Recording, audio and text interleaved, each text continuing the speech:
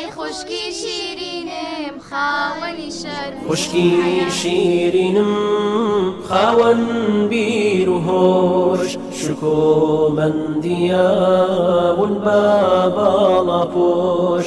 الحمد لله لدفري سوراني جو كوملا كتابة يعني كتابة على بوشة برياري على بوشي عندها براستي أوي تامي أو هستخوشان نشج بتنك حجاب تنسر برزيب وآفرتان آرامي بروح ودبخشي كنوش سيماتان لنور دلتان پر لجوش إن شاء الله خواهي قورة بهش بنسيبي هموان من دكا يك برداخ آوي كوثر همون دنيا لو من دينيتن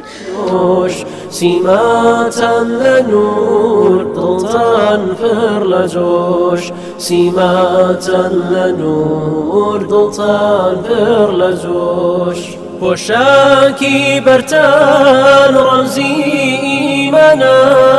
ڕوخساری ڕووتان وەک نورستانە لەژێر سابەتی ئاياتی قورئان ژینتان ئاوێتەی نێو گوڵستانە خوشکم حجاب و سەرپۆشەکەی تۆ تاجی عیزەتە بەخشاوە بە تۆ مەدرسەی عیلم و پاکیزەیتان گەشو بۆن خۆشە وە گوڵە شەو بۆ دڵتان ئاوێنەی گوڵزاری پاکی وراتان بەرز و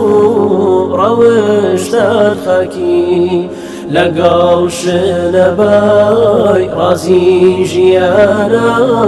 ویقار و حیشمەت لە خۆتان جوانە ویقار و حیشمەت لە خۆتان جوانە.